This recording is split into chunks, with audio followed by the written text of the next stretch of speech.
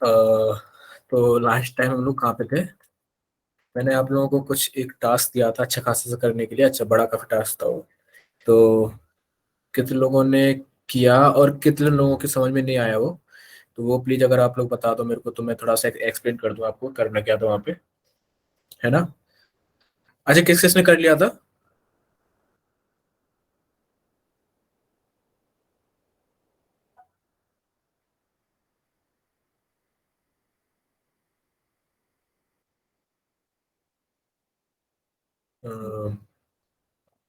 Response मिलेगा मेरे को, किस किस ने कर लिया था?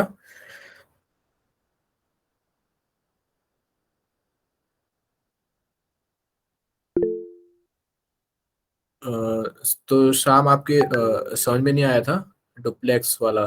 हाँ शायद वही था। ओके, कोई बात नहीं। लक्की लक्की जी। हाँ। हाँ। रुद्र हियर। तो हाँ। ओके। मेरा एक दिक्कत आ रहा है, क्या है ना, मतलब मैं गरुड़ा को डुअल बूट कर लिया, क्योंकि मतलब विंडोज में थोड़ा सा एरर आ रहा है, मतलब चलाने के लिए हम्म। वीएम में काली को। हम्म। और मैं गरुड़ा में वीएम इंस्टॉल करके उसमें काली चला रहा हूँ, लेकिन अभी जो पोर्ट स्कैनर जो भी आप बनाए थे ना, वो पोर्ट स्कैनर चलाने से ना सारा पोर्ट्स को क्लोज बता रहा है। अ, तो ये कोई अ, आपने पोर्ट ओपन नहीं करेंगे अगर क्लोज बता रहा है तो? नहीं तो मेरे को आपका इसको देखना पड़ेगा, पोर्ट स्कैनर वाले से। अ, एक बार आप ना उसको वापस से भेज दो, उसी ग्रुप में है ना, तो मैं देख के बता दूंगा। अच्छा विवेक, ठीक है।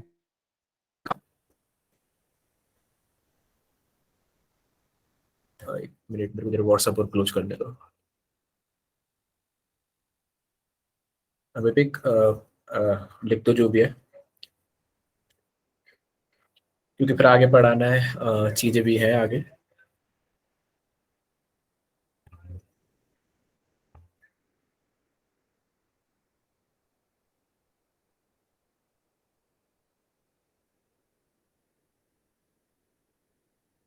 अच्छा चलो देखो, काफी टाइम हो गया है, स्टार्ट कर देते हैं, है ना? तो चीज ऐसी है कि ना, हम लोग कर रहे थे सॉकेट्स पे काम कर रहे थे, है ना? सॉकेट्स पे हम लोग काम कर रहे थे, और सॉकेट के लिए हम लोगों ने एक प्रोग्राम बनाया था, सिंपल प्रोग्राम बनाया था चैट का ना। वो चैट का प्रोग्राम था और उसको हमने फुल डुप्लेक्स किया था।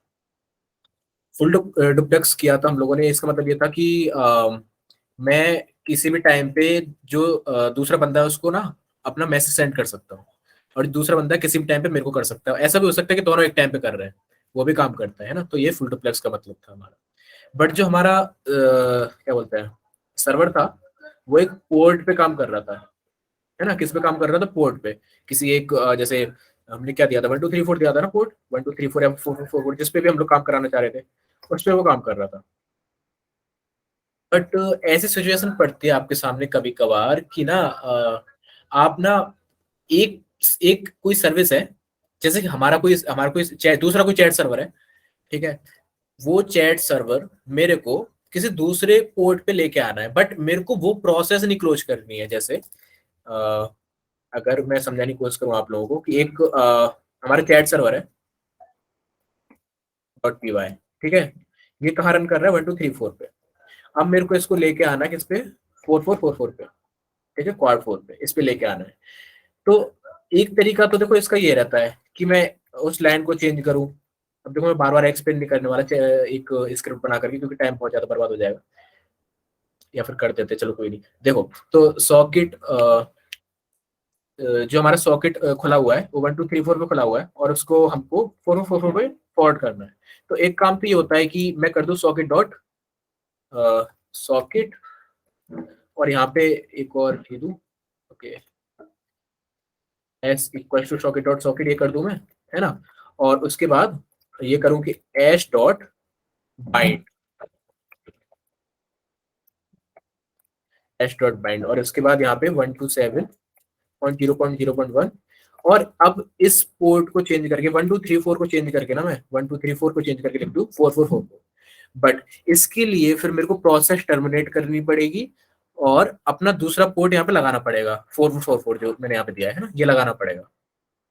तो मैं क्या चाह रहा हूँ अभी अपने अपने सिस्टम से कि एक काम करो कि ना, ये इस प्रोसेस को बिना क्लोज करे, ये जो बाइंड किया हुआ है ना हमने एड्रेस, इस सेम जो एड्रेस है ना, सेम ऐसा एड्रेस किसी दूसरे सॉकेट एड्रेस से पॉइंट करवा दे, जैसे कि 127.0.0.1, 1234, ये आपका एक सॉकेट एड्रेस बना जिसपे सॉकेट जो आपका चैट सर्वर है वो चल रहा है।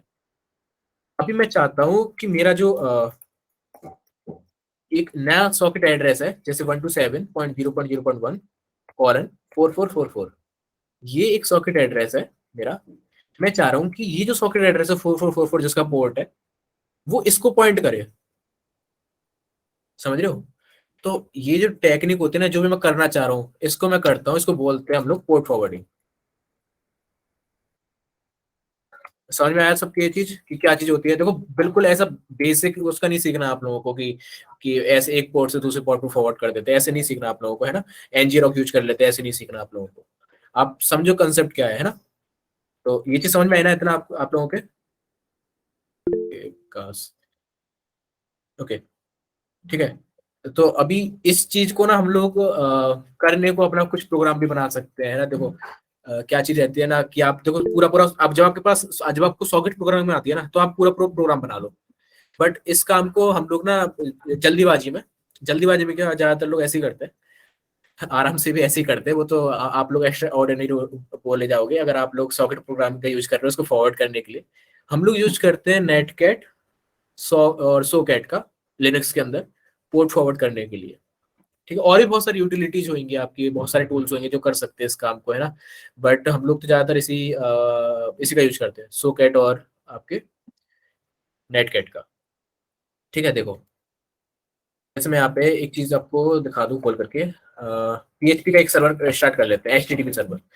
एचटीटीपी सर्वर स्टार्ट करने के लिए मैंने यहाँ पे एक फ्लैग दिया, -S और 0.0.0.0, और उसके बाद 1234, सॉरी कॉलन 1234, ये एक सॉकेट एड्रेस दे दिया मैंने उसको पूरा। इसका मतलब ये है कि वाइल्ड कार्ड एंट्री है इसकी पूरी, मतलब हर एक इंटरफेस पे चलेगा, और हर एक इंटरफेस पे एक पोर्ट ओपन होगा 1234 करके। ये एक एचटीटीपी सर्विस प्रोवाइड करेगा, ठीक है। अब जब मैं इसको यहाँ पे ब्राउजर में खोलने की कोशिश करूँ तो मेरे को दिखा रहा है, ठीक है, ये है आपका। हालांकि इसको कुछ मिला है नहीं, यहाँ पे कुछ मिला नहीं है, तो इसलिए चलो एक काम करते हैं, इस पे फाइल भी बना ही लेते हैं।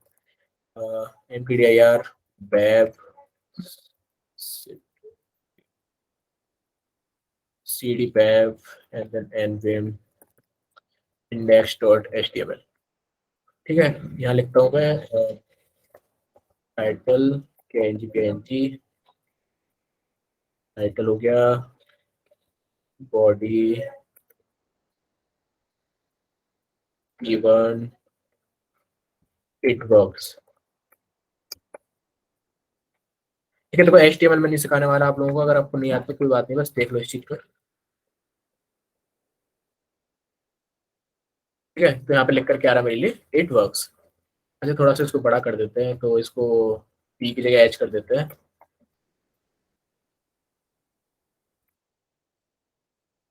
ठीक है, इट वर्क्स ऐसे लिख कर क्या आ रहा है हमारे पास, टाइटल भी दिखा रहा है कि KING PING। ठीक है, अच्छी बात है।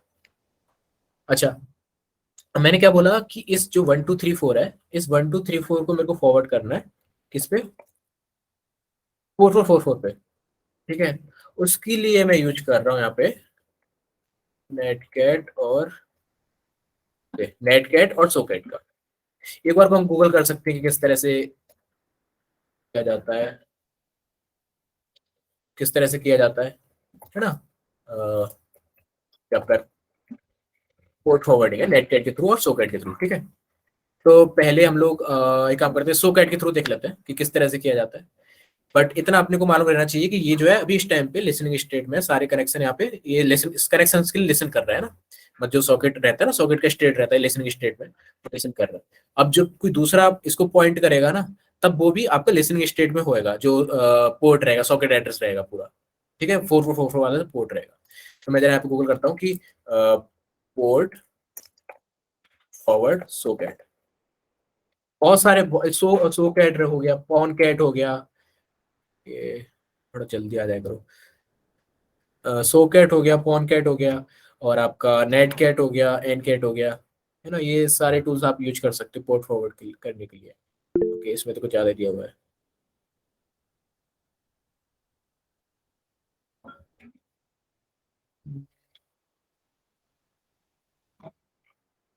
लाओ देखते हैं।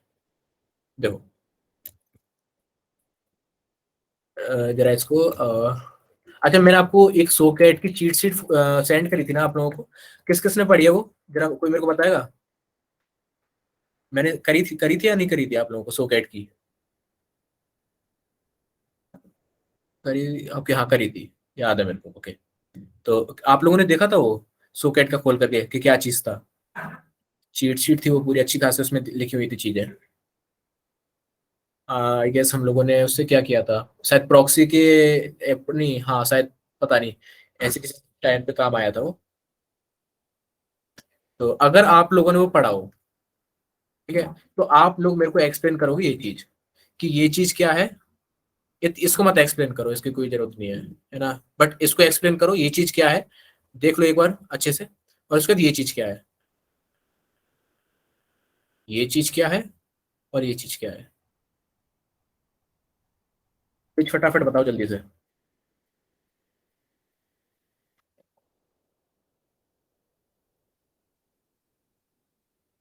देखो फॉरवर्ड तो मैंने करी थी, देखो ऐसा तो है नहीं मैं फॉरवर्ड नहीं करी है। आप लोगों ने नहीं पढ़ा है तो फिर दिक्कत वाली बात है, मैं चेक भी कर सकता हूँ अभी। वापस से देख लो एक बारी कि ये चीज टीसीपी लेसन 8080 क्या चीज है, और ये क्या चीज है। चलो सुनो, कोई नहीं, छोड़ो, तुम लोग तो बताओगे नहीं। देखो ओके सॉरी, यहाँ पे मैं करता हूँ सॉकेट का। दो चीजें रहती है देखो सॉकेट के अंदर, ठीक है। दोनों ही एड्रेस एड्रेस बोल यहाँ पे लिखा हुआ है, बट मैं इसको बोलता हूँ इनपुट, इसको बोलता हूँ आउटपुट, ठीक है। तो हालांकि एड्रेस एड्रेस भी सही है जो भी लिखा हुआ है इन लोगों ने, और उन्होंने बनाया टूल तो सही लिखा होगा। बाकी यहाँ पे आप वो चीज देते हो जहां से रिक्वेस्ट आनी है, ठीक है। या फिर ऐसा ऐसा मान लो कि चलो इसको एड्रेस ही कंसीडर करके चलो, ठीक है। मैं एक चीज समझाता हूँ आप लोगों को, जैसे मैंने लिखा सोकेट, फिर मैं लिख रहा हूँ STDIN, और मैं लिख रहा हूँ STD आउट। ये क्या चीज हुई यहाँ पे, इसको एंटर करने के बाद मैं यहाँ पे ABC लिखता हूँ, इसने ABC मेरे को वापस से रिटर्न कर दिया। ये कुछ ऐसा नहीं हो गया जैसे कैट ABC, ऐसा नहीं हो गया। तो यहाँ पे आपके दो चीजें दी जाती है सो कैट के बाद, ठीक है। कहाँ से लेना है, कहाँ को देना है, ऐसा समझ लो आसान भाषा में। तो अब हमारे कमांड क्या था इससे ऊपर वाला, कि वेट, ये हमारा कमांड क्या था, ये वाला कमांड था ना हमारा, कि so cat TCP listen 8080, TCP listen 8080। और ये क्या बोल रहे हैं कि SSL, ये आपका एक दूसरा कह सकते हो, इसको क्या बोलेंगे हम लोग, एड्रेस टाइप। ओके, ये एक दूसरा आपका एड्रेस टाइप है।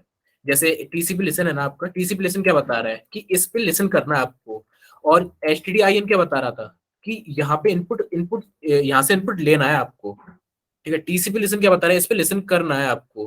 तो ये वो चीजें सॉकेट की मैंने बता चुका हूँ आपको, पता नहीं क्यों बता रहा हूँ वापस से, ठीक है। और उसके बाद हम लोगों ने यहाँ पे एक चीज दिया है जिसको हम लोग दे रहे हैं SL, बिकॉज ये जो google.com है ना, ये SL यूज कर रहा है हमारा। तो हम लोगों ने जो एड्रेस टाइप दिया वो SL दिया है।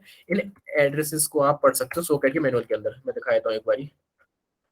देखो, क्रिएट, exec, FD, बस वो फाइल डिस्क्रिप्टर ले लेगा पूरा पूरा, मतलब जैसे वो मैं दिखाया था ना आपको प्रॉक के अंदर किसी प्रोसेस के अंदर /FD के अंदर, तो आप वो भी यूज कर सकते हो, ठीक है। दुनिया भर के यहाँ पे देखो IPv4 का कोई पता नहीं क्या चीज़ है, और बहुत सारे यहाँ पे आपके। ओके, IPv4 का कोई ना कोई वो होगा, हाँ ठीक है, एड्रेस प्रोटोकॉल पूरा पूरा, ठीक है हाँ। पाइप आप यूज कर सकते हो, प्रॉक्सी आप यूज कर सकते हो, रीड लाइन आप यूज कर सकते हो, PTY डिवाइस आप जनरेट कर सकते हो। मतलब सोकेट तो नेटकेट से हद से मतलब किसी भी टूल से सबसे ज्यादा, नेटवर्किंग टूल में वो सबसे ज्यादा अच्छा एक तो सोकेट, और आपका एक एचपिंग लगता है मेरे को बस। सोकेट बहुत सही चीज है अगर आप सीख लो तो अच्छे से। इस कमांड को मैं जरा रन करके देखता हूँ। तो मेरे को यहाँ पे इस पे मिली है ना स्टैक ओवरफ्लो पे, मैं इसको जरा रन करके देखता हूँ। अब इस पे बोल क्या रहा है ना, ये फॉर का मतलब मैं बता देता हूँ, यूज ADDR का मतलब मेरे को खुद नहीं मालूम है, बट चलो देखते हैं। फॉर का मतलब इसका मतलब ये है कि एक चाइल्ड प्रोसेस की तरह बन जाएगा जो भी आपकी रिक्वेस्ट आएगी इस पोर्ट पे 8080 पे, ठीक है। वो एज चाइल्ड प्रोसेस ट्रीट होगी। अगर मैं इसको ना डालूँ ना तो एक ही बार एक ही इंसान कनेक्ट कर सकता है बस इससे। अगर इसको डालू ना फॉर को मैं, तो बहुत सारे इंसान कर सकते हैं इससे कनेक्ट। अभी 8080 मैंने क्या किया, 8080 पे लिसन करना स्टार्ट कर दिया। अगर ज्यादा चीजें समझ में नहीं आ रही हैं आप लोगों के, क्योंकि आप हो सकता है आपने पिछला नहीं करा हो, तो आप बस इतना ध्यान रख लो कि आपको ये चीज चेंज करनी पड़ेगी, आपकी ये पोर्ट नंबर है, ये चीज चेंज करनी पड़ेगी और ये चीज चेंज करनी पड़ेगी आपको। ठीक है, ये जहां से डेटा लेना है उसको, ये वो है, जैसे क्या बोलते हैं हम, सॉरी, जहां को डेटा सप्लाई करना वहां से अगर रिक्वेस्ट भी आएगी, ये आपका हो सकता है हमारे सीन में कि जो हमारा लोकल होस्ट है और 1234 पोर्ट, बट इस टाइम पे क्या है, google.com और 444 पोर्ट। 443 क्यों, बिकॉज क्या बोलते हैं, ये एसएल का पोर्ट रहता है आपका, HTTPS पोर्ट। अभी 8080 पे हमारा लिसन कर रहा है, तो मैं जरा इसको कॉपी करने की जरूरत भी नहीं है वैसे मेरे को, लोकल होस्ट और यहाँ पे 8080 लगा के देखता हूँ। एक HSTS नाम की पॉलिसी होती है, ठीक है, गूगल के पास, तो इसलिए हम लोग इसको एक्सेस नहीं कर सकते। बाकी गूगल चल चुका है मेरा 8080 पे। मैं जरा दूसरा और कोई देख लेता हूँ, और क्या देखूँ मैं।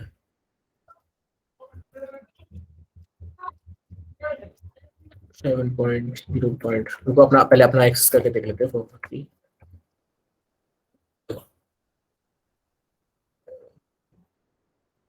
ओके, ओके, कुछ तो गड़बड़ हुई है यहाँ पे, तो मैं देख लेता हूँ। अच्छा, 443 नहीं था वो। ओके, 443 पे क्या होस्टेड है मेरा, पता नहीं। ठीक है, यहाँ पे देना अपने को 1234, और 8080 की जगह क्या देना मेरे को, 4444। ठीक है, ये मेरे को 8080 की जगह देना जिस जगह पे मेरे को फॉरवर्ड करना है। ठीक है, अभी लिसनिंग स्टेट में स्टार्ट कर देगा इस कोड को, और TCP यहाँ पे मैंने दिया है एक फाइल, अच्छा इसको फाइल स्ट्रीम बोलते हैं। TCP फाइल स्ट्रीम मैंने दिया है यहाँ पे, और उसके बाद एक एड्रेस लिखा है, सॉकेट एड्रेस लिखा है, कॉलन सेपरेटर है यहाँ पे, कॉलन सेपरेटर है। उसके बाद सॉकेट एड्रेस लिखा है मैंने 127.0.0.1। ठीक है, और उसके बाद कॉलन लगा करके 1234 पोर्ट, जिसपे हमारा ये जो HTTP सर्वर है PHP वाला, ये रन कर रहा है। मैं यहाँ पे इसको एंटर कर देता हूँ, और यहाँ पे अब जाता हूँ 4444 पे, तो ये क्या बता रहा है मेरे को, 8 वर्क्स। क्या दिखा रहा है मेरे को, 8 वर्क्स। और रिक्वेस्ट किसको आई है इन दी एंड, इस पे देखो, इस पे रिक्वेस्ट आएगी। आनी तो चाहिए, देखो रिक्वेस्ट तो आएगी आएगी, क्योंकि देखो जब तक ये जो सो कैट है इसको ना फॉरवर्ड कर देगा और यहाँ से रेस्पॉन्स इसको ना आ जाएगा, तब तक तो काम बनेगा ही नहीं ना। पोर्ट फॉरवर्डिंग का पूरा लॉजिक ही खराब हो जाएगा ना। हम पोर्ट फॉरवर्डिंग बोलते ही है ना कि पॉइंट तो उसको कर, बस काम तो उसी का है, काम तो इसी विंडो का है, आपके का PHP सर्वर का ही है, बट तू उसको पॉइंट कर, बस इतना बोल रहे हैं हम लोग यहाँ पे 4444 को। आप उसको पॉइंट करो, काम उसी का है करना। उसको HTTP सर्वर सर्व कर रहा है और सर्विस सर्व कर रहा है, या फिर FTP सर्वर सर्विस सर्व कर रहा है, काम उसी का है। ठीक है, तो ये चीज समझ में आई आप लोगों के कि किस तरह से आपका पोर्ट फॉरवर्डिंग काम करता है। बहुत सिंपल है, कुछ कोई ज्यादा इशू वाली बात नहीं है, कोई ज्यादा, है ना। एक जरा नेटकैट से और देख लो यहाँ पे, नेटकैट से, ओके, नेटकैट से, नेटकैट से होगा वैसे पॉसिबली तो। अ,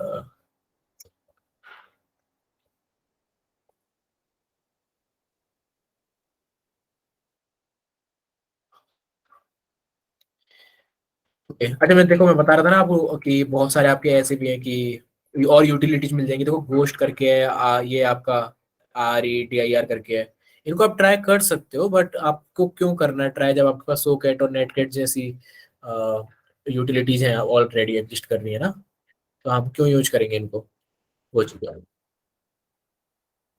हालांकि आप कर सकते हो इनको यूज, ज्यादा बड़ा वो नहीं है। ठीक है, देखो सोकेट को हम लोग बंद कर देते हैं यहाँ पे, अभी नेटकेट को देखते हैं। अच्छा, नेट कैट में याद रखना एक चीज हमेशा, कि नेट कैट में अगर आप NC लिख रहे हो, तो NC में ना, अभी जो आजकल जो बाइनरी चल रही है NC की, उसमें से एक फ्लैग हटा दिया गया है आपका। अगर मैं दिखाऊंगा आप लोगों को यहाँ पे, देखो एक एग्जीक्यूट करने वाला फ्लैग था ना, बाइनरी एग्जीक्यूट हो जाती थी जिसमें हम लोग जिससे क्या बोलते हैं, रिवर्स सेल लिया करते थे, तो वो फ्लैग यहाँ से हटा दिया गया है, जो अभी आजकल बाइनरी आ रही है जो नेटगेट की। बट अगर आपको अच्छा, ओपन BSD वाली बाइनरी है, एक बार देख लो, चेक कर लो, है ना। अगर आपके पास ये वाली बाइनरी रहेगी और ये वाला पैच लेवल रहेगा, तो आप लोग नहीं यूज कर पाओगे इस बाइनरी के अंदर। बट अगर आप यूज कर रहे हो ना, ncat -h तो एन कैट के अंदर सारे अवेलेबल है, और हद से ज्यादा ऑप्शन अवेलेबल है आपके एन कैट के अंदर। और एन कैट जो है एन मैप ने बनाया आपका, ठीक है। यहाँ पे देखो हाइफन ई वाला जो ऑप्शन है ना, हाइफन सी वाला ऑप्शन, ये यहाँ पे दो ऑप्शन ऐसे हैं जिसकी मदद से हम लोग कमांड एग्जीक्यूट कर सकते हैं, ठीक है।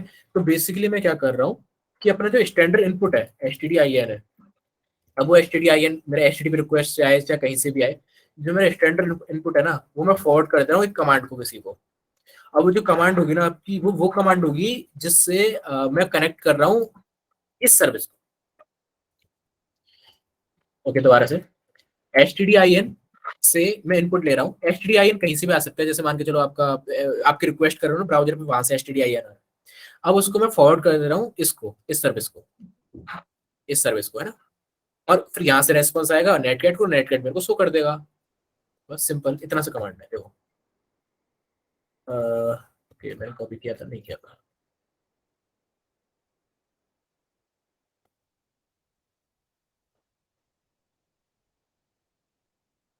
इन कमांड्स को आपको याद करने की जरूरत नहीं है, जब भी आपको जरूरत पड़े तो मैं बताऊंगा जरूरत कैसे पड़ेगी आप लोगों को।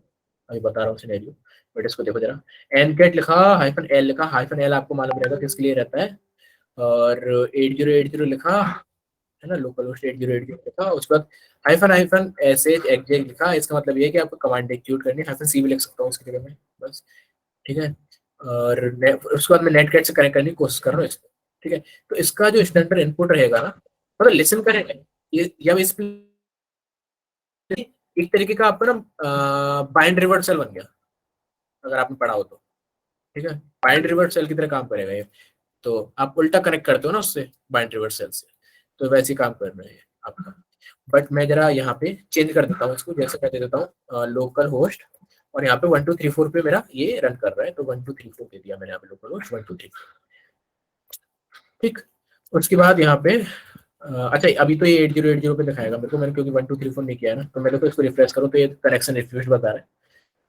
हालांकि अगर मैं फिर करूँ यहाँ पे लोकल होस्ट 8080, तो ये काम कर रहा है, सिंपल, ठीक है। चलो अच्छी बात है। अच्छा, अगर मैं इसको 1444 कर दूं यहाँ पे, तो क्या होगा? तो काम, ओके, तो भी काम करना चाहिए। ओके, हाँ, तो भी काम कर रहा है आपका, ठीक है। बट इसमें एक चीज है, देखो आप लोगों ने देखा, देखो अभी काम किया है, बट मैं जब इसमें हार्ड रिफ्रेश कर रहा हूँ ना, जैसे shift plus C T R L और plus R, shift C T R L R अगर मैं प्रेस कर रहा हूँ एक साथ, जो कि हार्ड रिफ्रेश बोलते हैं शायद, उसको मालूम नहीं। तो ये क्या कर रहा है कि बता दिया इसने, जब वापस से इसको कनेक्ट करने की कोशिश करी सोर्स को, तो बता रहे कनेक्शन रिक्वेस्ट। ऐसा क्यों हुआ? क्योंकि कनेक्शन चला गया यहाँ से। तो इसको हम लोग कर सकते हैं कि क्या स्कीप अलाइव रहता है, हाइफन के रहता है शायद, देखते हैं। हाँ ठीक है, तो हाइफन के का मैं यूज कर सकते हैं यहाँ पे फ्लैग का, for keep alive the connection, है ना। अब यहाँ पे कितनी भी होस्ट कनेक्ट करे ना, तो उसको कोई दिक्कत नहीं है, मैं और नए टाइम में खोल के देख लूँ तो भी कोई दिक्कत नहीं है उसको, वो सबको फॉरवर्ड करेगा, ठीक है। और मैं इसकी एक बैच स्क्रिप्ट अगर मतलब अभी ऐसे लूप बना करके लिख दूं, for I in in dollar S, अगर 1 से लेके 10 तक, एंड देन 2, देन कर्ल, इसको मत देखना मैं क्या कर रहा हूँ यहाँ पे, बस इतना समझ लो कि मैं यहाँ पे लूप के अंदर ही चला रहा हूँ, अगर आपको सेल स्क्रिप्टिंग नहीं आती है तो। सॉरी, कर्ल लोकल होस्ट 4444, ये मैं कर रहा हूँ यहाँ पे, ठीक है। अब देखो डन, यहाँ पे लिखता हूँ इंडेक्स डॉट एचटीएमएल, ठीक है। और इसको ऐसे नहीं, सेमीकोलन नहीं, इस पे लगाता हूँ M%। अच्छा, मेरे को आप बताओगे अब M% से क्या होगा? इस लाइन का मेरे को मतलब समझा दो कोई भी, और पूरी लाइन का नहीं आ रहा है समझ में, तो बस इस N% का बता दो मेरे को जल्दी से।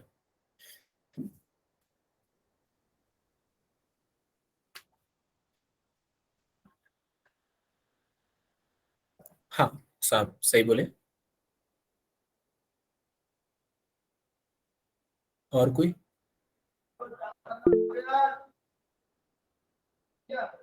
तो अब मैंने जो आपको चीज पढ़ाई थी ना, मैंने आपको एक चीज पढ़ाई थी पाइथन के अंदर, जब हम फुल डुप्लेक्स बना रहे थे, हमने क्या किया था उसको, उसमें थ्रेडिंग इंप्लीमेंट किया फुल डुप्लेक्स बनाने के लिए। तो वो जो थ्रेड था ना, ये सेम वही चीज है। मतलब सेम तो नहीं, थ्रेड तो नहीं बोल सकते उसको, पर जो भी है ये आपका एज अ मतलब बैकग्राउंड में काम करेगा। ठीक है, जो वहां पे हो रहा था रिसीव फंक्शन, जो कॉल हो रहा था बैकग्राउंड में अपने आप, चलता ही जा रहा था, चलता ही जा रहा था, ऐसे ही अपने आप चलता जाएगा, रेस्पॉन्स आएगा तो स्टैंडर्ड आउटपुट पे उसको प्रिंट कर देगा बारी बारी। अच्छा एक चीज याद रखना अब यहाँ पे, जो लोग बीटेक के हैं वो समझ जाएंगे। ठीक है, डेडलॉक नाम की चीज होती है। डेडलॉक नाम की चीज है, एक कंसेप्ट बताया जाता है कि पहले एक एक करके हर किसी प्रोसेस को ना, जो रिसोर्सेज होते हैं वो अलोकेट किए जाते हैं। मैं दोबारा से रिपीट कर देता हूँ कि एक एक करके हर एक प्रोसेस को जो रिसोर्सेज रहते हैं ना आपके, वो अलोकेट करे जाते हैं। अब वो रिसोर्स कौन सा है, यहाँ पे मैं किस चीज की बात कर रहा हूँ, वो रिसोर्स है आपका टर्मिनल। टर्मिनल में एसटीडी आउट, मैं ये बोल रहा हूँ कि टर्मिनल के एसटीडी आउट में ये जो डिस्प्ले है ना आपका, ये डिस्प्ले, ये डिस्प्ले का आपका एक रिसोर्स है। इस पे एक एक करके आएगा आपका आउटपुट, हो सकता है कोई पहले आ जाए कोई बाद में आ जाए, बट एक एक करके आएगा आउटपुट। ठीक है, अगर ऐसा नहीं होता, एक एक करके नहीं आ रहा है, तो आपकी डेडलॉक की कंडीशन बन जाएगी। इस सिचुएशन में आपको लैपटॉप हैंग कर जाएगा और सब तहस नहस हो जाएगा। कुल मिला की बात यह है। ठीक है, तो मैं जरा रन करता हूँ इसको अभी।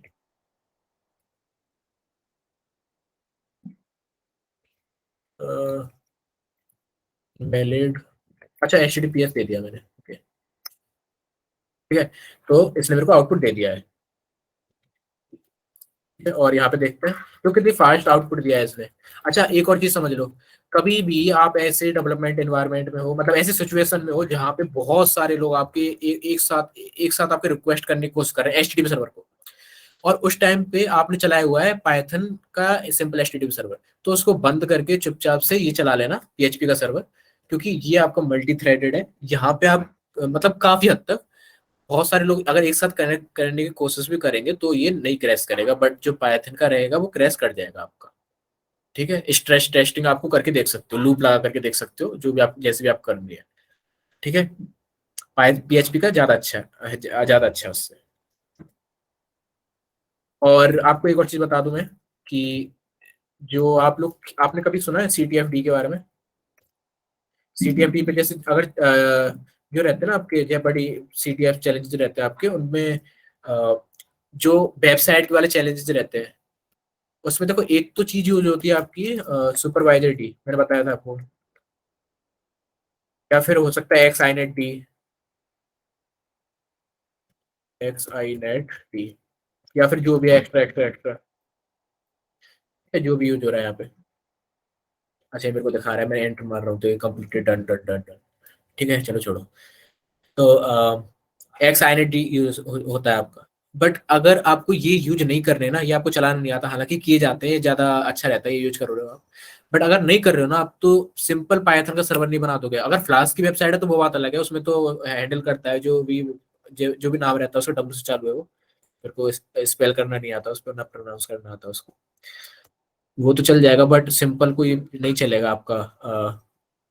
अगर आप बस जस्ट होस्ट कर दिया आपने, तो आप पीएचपी का सर्वर वहां पे यूज कर सकते हो, और करते भी हैं लोग। तो कुल मिला के बात यह है कि पीएचपी का सर्वर यूज करो। ठीक है, ये लाइन से आप स्टार्ट कर सकते हो। ठीक है, और इतना बता दिया मैंने। ओके, अच्छा ये वाले जो वो थे ना आपके, ये एचसीएल वाला एरर है। ठीक है, ये मतलब अभी तक चल रहे थे वो थ्रेड्स, वो वेट कर रहे थे किसी रेस्पॉन्स का इधर साइड से, क्योंकि उन्होंने सर्टिफिकेट और वर्टिफिकेट शेयर करे होंगे ना, तो उस चीज़ का अभी वो मैं करके दिखाने वाला हूँ अभी आप लोगों को, वही चीज़ है आज। बट यहाँ तक सबको समझ में आया ना कि पोर्ट फॉरवर्डिंग किस तरह से काम करती है, और किस तरह से हम लोग एक पोर्ट को दूसरे पोर्ट से पॉइंट करवाते हैं अपने सिस्टम। अब सुनो मेरी बात, अगर समझ में आ गई हो तो आप लोगों की वैसे बता दो, आप लोग ऐसे ही चैट मैसेज में। एन जी रॉक कितने लोगों ने सुना है? पेज गाइड करके नाम है शायद उसका, कितने लोगों ने सुना है? आईपी टेबल्स, हाँ आईपी टेबल्स से आप पोर्ट फॉरवर्ड कर सकते हो, बट आप आईपी टेबल्स का यूज नहीं करते हो पोर्ट फॉरवर्ड करने के लिए, मतलब कर सकते हो, ऐसी बात नहीं है, कर सकते हो, बट आईपी टेबल्स का कंसेप्ट थोड़ा ज्यादा है। अब आप ये भी ये चीज हो जाती है ना कि उसके अंदर जो टेबल्स रहती हैं, आपको नेट के अंदर जाकर के प्री राउटिंग वाला रूल लगाना पड़ जाएगा, तो वो दिक्कत करेगा बहुत ज्यादा। हाँ, तो काफी लोगों ने यहाँ पे यूज किया हुआ है एनजीरोक, है ना। बहुत सारे लोगों ने किया होगा। फिशिंग अटैक तो सबने किए ही हैं। फिशिंग अटैक तो मतलब बिगिनिंग स्टेज होती है हैकर्स की, क्योंकि अगर आपको इंटरेस्ट तभी आता है जब आप फिशिंग अटैक करते हो, वाईफाई हैक करते हो, है कि नहीं। तो फिशिंग अटैक करते टाइम पे आप लोग क्या करते हो, जब दूसरे को लिंक देनी होती है, जब दूसरे को लिंक देनी होती है ना, तो हम लोग एनजीरो को इंस्टॉल करते हैं। हाँ हाँ, मैंने भी कुछ शायद उसी टाइम पे किया था, नहीं उससे पहले किया था। तो चैट फिशर करके ब्लैक आई करके टूल है, आउट नेटवर्क अटैक, ठीक है। तो ठीक है। तो मैं शायद मैंने याद आपकी ताजा कर दी। तो क्या रहता है कि वो जो एनजीरोक रहता है अपने ही सर्वर का यूज करता है। उनका एक पब्लिक क्लाउड है, उनके खुद का।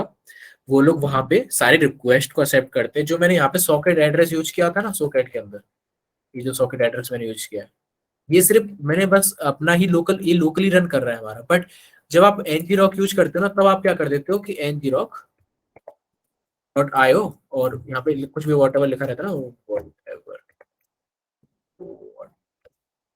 ओके, या whatever dot NG rock IO, और उसका ऐसा कुछ लिखा रहता है, तो हम वो भी कर सकते हैं यहाँ पे। बट क्या बोलते हैं कि इसकी परमिशन होनी चाहिए फॉरवर्ड करने के लिए, नहीं तो एक्सेप्ट नहीं करेगा आपका एनजीरोक जो रहेगा। आप लोगों ने देखा होगा, क्योंकि एनजीरोक जब आप करते हो तो एक ऑथेंटिकेशन टोकन मांगता है पहले लॉगिन करने के लिए, है ना। कोई भी कर लो आप, कोई भी चीज कर लो, आपको मांगेगा टोकन, एनजीरोक जैसा कोई भी रहेगा। ठीक है, क्यों करता है वो, जिससे हर कोई ना फॉरवर्ड कर दे मेरे ऊपर, जो ऑथेंटिकेटेड पर्सन हो वही करे मेरे ऊपर फॉरवर्ड अपने पोर्ट को। ठीक है, तो इसलिए वो रहता है। बस इतना छोटा सा कंसेप्ट है इसका एनजी रॉक का, कि आप पब्लिकली जब आपको करना रहता है तो आप कर सकते हो, और आप लोगों को ऑलरेडी मालूम भी है, बहुत सारे लोगों को, कि आप लोग हो हैकर्स। ठीक है, सब शुरुआत वहीं से करते हैं, चिंता मत करो। तो यहाँ से कोई किसी का कोई क्वेश्चन तो प्लीज पूछ लो, इसी पर आगे बढ़ते हैं हम लोग।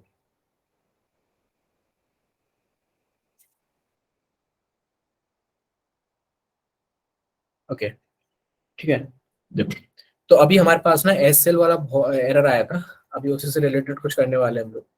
मैंने आपको चैट सर्वर बनाना तो बता दिया, ठीक है, चैट सर्वर बनाना तो मैंने बता दिया आप लोगों को। बट अगर आप अपने ही उसी चैट, अगर आपके पास सेव्ड है तो वो उसी चैट सर्वर को अभी अगर आप चला करके देखोगे ना, और किसी दूसरे लैपटॉप से उसी नेटवर्क के अंदर कनेक्ट होने के बाद वायर सर्क से उसको एनालिसिस करोगे ना, तो आपको वो टीसीपी पैकेट्स के अंदर जितना भी डेटा जा रहा है ना, आपका जो भी मैसेज जा रहा है, आपको जो भी आप पासवर्ड भेज रहे हो, जो भी कुछ भेज रहे हो, आप गाली लिख के भेज रहे हो, वो सब सब दिखाई देगा आपको, है ना। तो ये तो एक तरीके का man in the middle attack हो गया ना आपका। जैसे कि मैं अपने लैपटॉप से अपने फोन तक एक मैसेज भेज रहा हूँ, अब कोई तीसरा इंसान मेरे वाईफाई से कनेक्ट होने के बाद मेरा वो मैसेज पढ़ पा रहा है, बस वाईफाई से कनेक्ट होने के बाद। और वाईफाई हैक करना कितना आसान है सबको मालूम है, ठीक है, दुनिया भर के तरीके। तो मैं ऐसा नहीं चाहूंगा ना कि यार मेरा वाई सॉरी सिर्फ वाईफाई से कनेक्ट होने के बाद मेरा जो मैसेज है सामने वाला अटैकर पढ़ ले, मैं नहीं चाहूंगा ना। तो इस काम को करने के लिए आप बहुत सारी टेक्निक्स यूज कर सकते हो, ठीक है। अच्छा, दो चीजें होती है, एक तो रहता है इनकोडिंग, और एक रहता है आपका इनक्रिप्शन। इनकोडिंग को मैं बहुत अच्छी तरह समझाता हूँ आप लोगों को, सुनो। मैंने आपको बताया था कि बाइनरी डेटा रहता है 0 1, बताया था। उसके बाद हैश डेटा रहता है 16, हैश 16 कैरेक्टर्स आते हैं जिसमें। तो मैं जरा पाइथन पढ़ लेता हूँ। तो आपका बाइनरी रहता है, इसके अंदर कौन कौन से एलिमेंट्स होते हैं, एलिमेंट्स बोल लेते हैं, चलो इनको अभी। 0 और 1 रहते हैं। जो आपका डेसिमल रहता है, उसमें कौन कौन से आपके एलिमेंट्स होते हैं, जैसे 0 से लेके, सॉरी, ये आपके एलिमेंट्स होते हैं 1 2 3 4 5 6 7 8 9 0, ये आपके एलिमेंट्स होते हैं। अभी हेक्स के अंदर आपके कौन कौन से एलिमेंट्स होते हैं, आपका रहता है 1 से लेके 9 तक, प्लस, मतलब प्लस नहीं रहता, A B C D E F, 16 characters हो गए ना। ऊपर कितने कैरेक्टर्स हो गए, 10 कैरेक्टर्स हो गए। और उससे ऊपर कितने कैरेक्टर्स हो गए, 2 कैरेक्टर्स हो गए, ठीक है। ये जो चीज मैं यहाँ पे लिख रहा हूँ ना, जैसे अगर मैं यहाँ पे लिख रहा हूँ कुछ ए equal to K I N G P I N G, string में देता हूँ इसको, ठीक है, इसको मैं K I N G P N G दे दिया स्ट्रिंग में। इसको मैं और किस तरह से लिख सकता हूँ?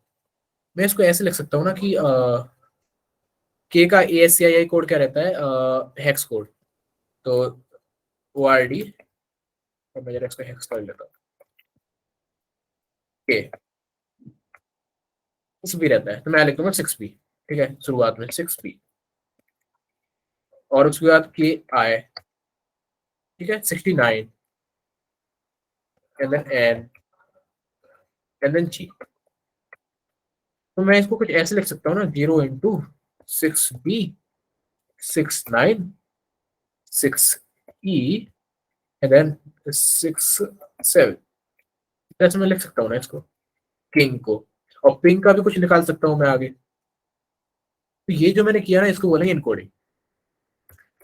और आप लोगों ने जो चीज देखी है ना, आप लोगों ने जो देखा है, दो चीजें देखी होंगी, एक देखा यूआरएल इनकोड और बेस 64, ये सबसे ज्यादा यूज होने वाली इनकोडिंग है। जो यूआरएल इनकोड रहता है आपका, वो आपकी यहाँ पे काम आता है यूआरएल्स में, ठीक है। अगर मैं यहाँ पे कुछ ऐसे लिखूंगा ना, जैसे slash question mark L O L dot equal to one, या फिर जो भी है, कुछ भी मैं यहाँ पे लिखूँ M%, है ना, ऐसा कुछ भी लिखूँ मैं यहाँ पे, तो ये बात ये है यहाँ पे कि ये जो कैरेक्टर्स है ना, ये इनकोड होकर के जाएंगे। जैसे ये हो गया ना परसेंटाइल 20 बेसिकली आपका स्पेस रहता है, ठीक है, हेक्स वैल्यू ही रहती है वैसे ये, बट परसेंटाइल आ जाता है यहाँ पे, इसलिए मेरे को मालूम है, ठीक है। तो भाई ये आपके सर्वर के पास जाते हैं, इस पीएचपी सर्वर के पास, जो कि मैंने हटा दिया है यहाँ पे, इसके पास आएंगे, ये डिकोड करेगा उनको। क्योंकि क्या है ना, आप यूआरएल के अंदर ना ये नहीं दे सकते, ये सप्लाई नहीं कर सकते, ये वाला ब्रैकेट, ये ब्रैकेट नहीं सप्लाई कर सकते आप कैसे भी। इसको यूआरएल इनकोड करना नहीं पड़ेगा, तभी सप्लाई कर पाओगे आप। ये आप उनके आरएफसी में लिखा हुआ है, एचटीटीपी की में, अब उन्होंने बनाया है इस तरह से, तो क्या आप कुछ नहीं कर सकते, ठीक है। तो ये तो यूआरएल इनकोड का ये काम हो गया आपका। और बेस 64 इनकोडिंग का काम होता है, जैसे कोई बाइनरी लेवल डेटा रहता है ना, समझाता हूँ आप लोगों को। जैसे ऐसे ऐसे ऐसे,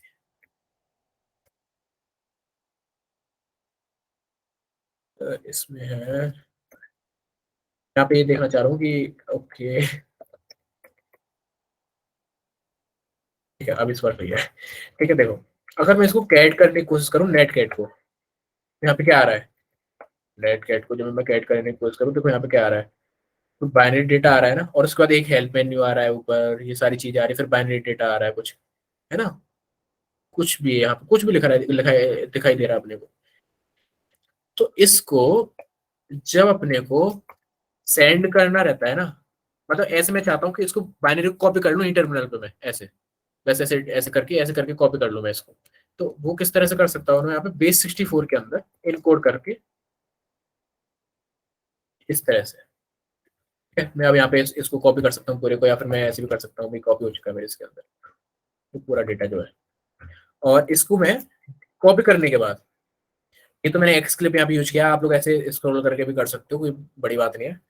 इसको करने के बाद हम लोग क्या करेंगे, दूसरे विंडो में जाएंगे, दूसरे विंडो में जाने के बाद स्लैश टीएमपी में जाएंगे,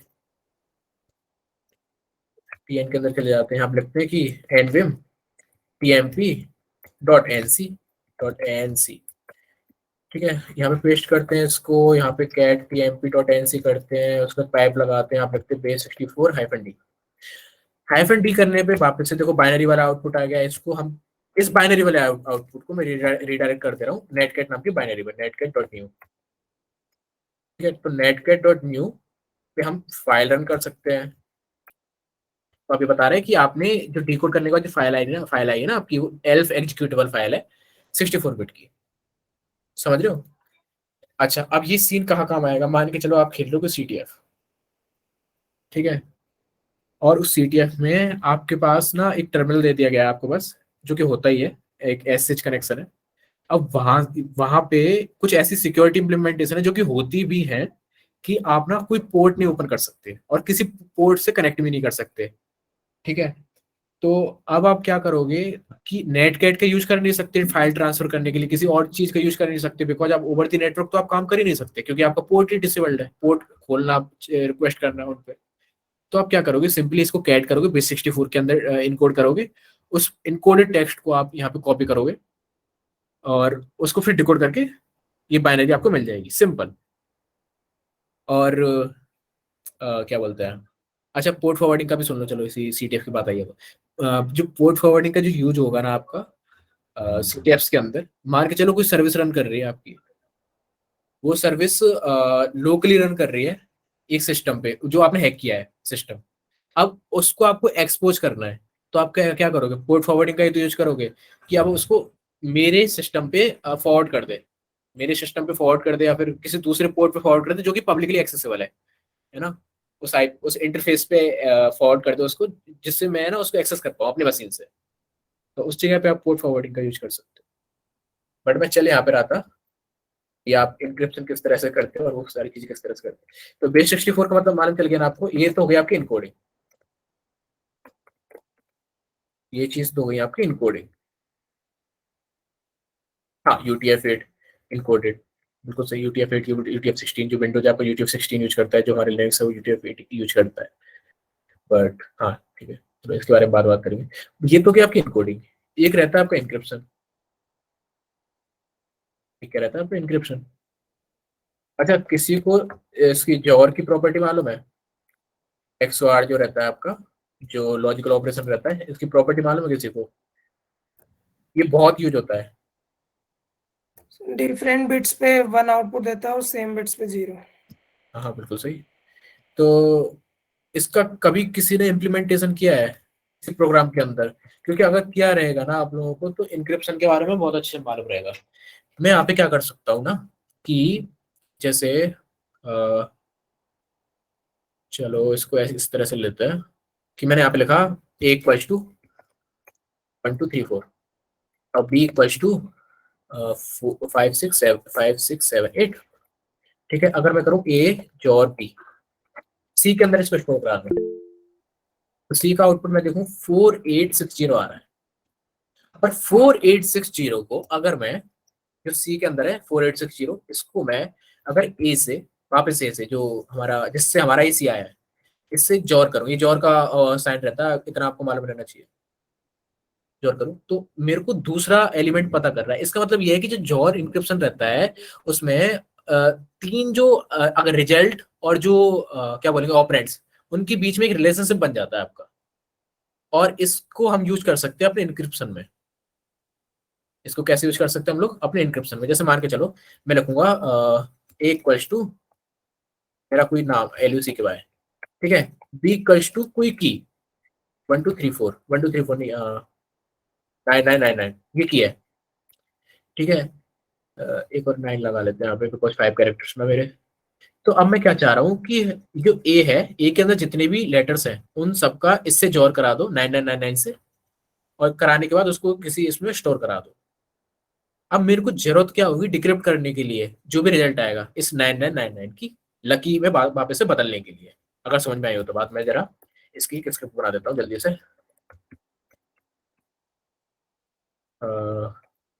ओके इंपोर्ट कर लेते हैं बिकॉज मैं आर्गुमेंट में देना चाहता हूँ, ठीक है।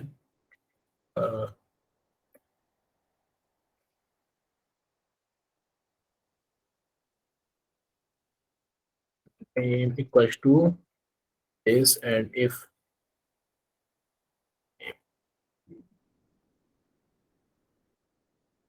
क्या करता हूँ, अब लिख देता हूँ कि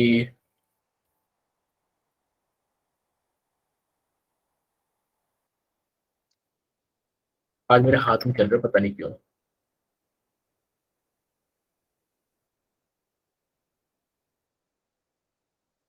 ठीक है। अब मैं एक लूप लगाता हूँ यहाँ पे, बिकॉज देखो हमेशा याद रखना जो आपके लॉजिकल ऑपरेशन होएगा ना, लॉजिकल ऑपरेशन होंगे आपके, वो हमेशा नंबर्स के बीच में काम करेंगे आपके। अब आप ऐसे नहीं कर सकते कि इसको ए को जोड़ कर रहे हो आप इसके साथ बी के साथ, ए के साथ, है ना, इस तरह से आप नहीं कर सकते क्योंकि लॉजिकल ऑपरेटर्स तो आपके नंबर्स के बीच में ही काम करेंगे, है ना, ठीक है। तो मतलब थोड़ा सा बताना जरूरी था जिसको नहीं मालूम है। तो for each CHR in name। मैं क्या कर रहा हूँ कि जो एक result RESULT equals to string में देता हूँ यहाँ पे, मतलब for each character in name, पहले एल आएगा, फिर यू आएगा, फिर सी आएगा, फिर के आएगा, फिर पाई आएगा। और यहाँ पे मैं क्या करता हूँ, की डिफाइन करता हूँ, की इक्वल्स टू 90 ले ले रहा हूँ, चलो मैं यहाँ पे, है ना। करने के बाद हर एक कैरेक्टर को मैं जोर कर दे रहा हूँ, किससे, इस ना की इस की से। तो मैं क्या करूँगा कि TMP इक्वल्स टू नेम, और पहले इसको नंबर में मेरे को चेंज करना पड़ेगा, क्योंकि मैंने बताया आपको। और नंबर में किस तरह चेंज करके इसकी ASCII वैल्यू निकाल लेंगे, जिसका फंक्शन रहता है आपका, बता दिया गया होगा आप लोगों को, CHR, नहीं सॉरी ORD। यहाँ पे लिखूंगा कैपिटल L 76 आ रहा है इसका, ठीक है। तो पहले 76 आएगा, उसके बाद U का क्या आएगा, 117 आएगा, C का क्या आएगा, 99 आएगा, K का क्या आएगा, 107 आएगा, Y का क्या आएगा, 121 आएगा, और सबका जोर होगा यहाँ पे 90 के साथ, ठीक है। मैं यहाँ पे लिखता हूँ ORD, करने के बाद इसका जोर कर देता हूँ किसके साथ, की के साथ। की के साथ जोर करने के बाद जो टेम्प के अंदर रिजल्ट आ रहा है, उसको मैं वापस से कन्वर्ट कर दूंगा कैरेक्टर के अंदर। जैसे मान के चलो, यहाँ पे साइड वाली विंडो में देखो, यहाँ पे लिख रहा है कैपिटल L 76। तो यहाँ पे लिख सकता हूँ कि 76 जोर करो 90 के साथ, 22 आया, CHR करेंगे इस 22 का, जो भी कैरेक्टर आ रहा है यहाँ पे, हालांकि प्रिंटेबल कैरेक्टर नहीं है, बट जो भी कैरेक्टर आ रहा है ये आपका इनक्रिप्टेड फॉर्म है, क्योंकि हमने जोर की मदद से निकाली है। और वापस से इसको डिक्रिप्ट करने के लिए मेरे को किसकी जरूरत पड़ेगी, 22 को 90 की, यानी की ये 90 आपको की है यहाँ पे, ठीक है। वापस 76 आ जाएगा, 76 क्या है आपका L, ठीक है। सिंपल सा कंसेप्ट है, कोई ज्यादा दिमाग नहीं लगाना आप लोगों को। यहाँ पे मैं लिखूंगा कि RESULT plus equals to CHR, और उसके बाद TM, ठीक है। करने के बाद मैं यहाँ पे प्रिंट कर देता हूँ सिंपल जो रिजल्ट आ रहा है।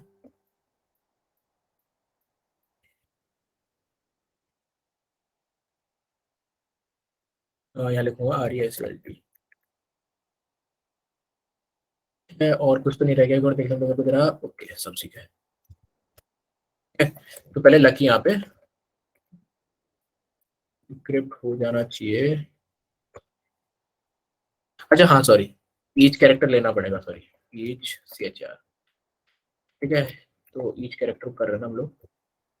लॉजिक आपका कैसे भी लग सकता है, बस आपको जोर का मालूम रहना चाहिए कि जोर किस तरह से काम करता है आपका। और एक काम करते हैं, इसको यहाँ पे लिख देते हैं, कैसे लिखूं इसको, कि बाइनरी में बना देते हैं इसको, ठीक है। और इसको कर देते हैं .encod, इससे क्या है ना, फिर को इस तरह से आउटपुट आए, ठीक है। तो देखो पहले क्या चीज आ रही है, पहला ये वाला कैरेक्टर आ रहा है, ये पूरा एक कैरेक्टर है, ठीक है। बता रहा है कि ये हेक्स के अंदर दिखा रहा है इसको। उसके बाद देखो पहले नहीं दिखा रहा था, क्यों नहीं दिखा रहा था, बिकॉज बाइनरी फॉर्मेट में नहीं था ना हमारा, तो मैंने फिर बाइनरी में चेंज किया, तो इसलिए मेरे को दिखा रहा है। तो क्योंकि प्रिंटेबल कैरेक्टर नहीं है, 20 से चालू होते हैं, स्पेस से चालू होते हैं प्रिंटेबल कैरेक्टर्स, ये 16 है, कमी है अभी इसमें शायद, ठीक है। तो ये देखो ये आपका एक हेक्स कैरेक्टर है, one character, then second character this, and then third and fourth one, and then fifth. तो हमारा जो एल है वो इसके अंदर चेंज हुआ, समझो बात को, जो यू है वो इसके अंदर चेंज हुआ, और जो सी है वो इसके अंदर चेंज हुआ, के है वो वन के अंदर, और वाई हैशटैग के अंदर। इसको फटाफट से डिक्रिप्ट करने के लिए बना लेते हैं, dec.py। ऐसे चैलेंजेस मिल सकते हैं आपको, है ना, कभी भी कहीं भी। तो डिक्रिप्ट करने के लिए हम लोग क्या करेंगे, सबसे पहले तो अपने को की चाहिए होगी, तो की क्या है हमारी 90। यहाँ पे लिखेंगे हम लोग नेम इक्वल्स टू जो भी अपने को रिजल्ट मिला है उससे मेरे को निकालना पड़ेगा, ये कॉपी करना पड़ेगा मेरे पास, कॉपी किया मैंने, ठीक है। अब मैं क्या करूँ, फॉर ईच इनक्रिप्टेड कैरेक्टर और each underscore ENC in name, ठीक है। मैं क्या करता हूँ, ENC नहीं पढ़ देता हूँ, इसको नाम थोड़ा अच्छा लगेगा, ENC underscore name, and then again ENC underscore name, यहाँ पे लिख रहा हूँ कि हर एक इनक्रिप्टेड कैरेक्टर के लिए क्या करो कि जो की है हमारी 90 उससे जोड़ कर दो वापस से मेरे को मेरा जो लकी नाम है वो वापस से मिलके आ जाए। तो मैं यहाँ पे लिखूंगा पहले एक रिजल्ट वेरिएबल बना लेते हैं result इक्वल टू। अच्छा मेरे को मालूम है कि हर हर जो कैरेक्टर रहेगा वो प्रिंटेबल कैरेक्टर रहेगा, इसलिए मैं बाइनरी फॉर्मेट में नहीं दे रहा हूँ, हालांकि मैं दे सकता हूँ इसको बाइनरी फॉर्मेट में। ठीक है, तो T M P equal to यहाँ पे लिखूंगा कि E N C each ENC store it with key। ठीक है, और क्या दिक्कत है इसको?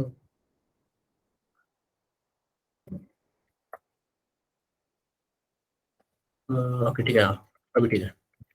और उसके बाद क्या करो, यहाँ पे जो टीएमपी है उसको रिजल्ट में अपेंड कर दो, plus equal to C H R T M P dot encode, उसे बाइनरी फॉर्मेट में चला जाए, और उसके बाद प्रिंट कर दो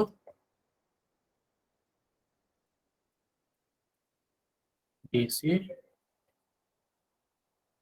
स्क्रिप्टेड string। मैं लिखूंगा डीसी, सॉरी ओके यहाँ लिखूंगा मैं RESULT। ठीक है, इसको जरा जल्दी से रन करके देखते हैं pc.py को। इसने बता दिया मेरे को कि डिक्रिप्टेड स्ट्रिंग जो है आपकी लकी है वापस से। एक काम मैं करता हूँ यहाँ पे, जरा वापस से आप लोग देख लेना। हाँ ये ठीक है, तो मेटा एक्स1 के अंदर बना दिया है क्या मैंने? चलो कोई नहीं।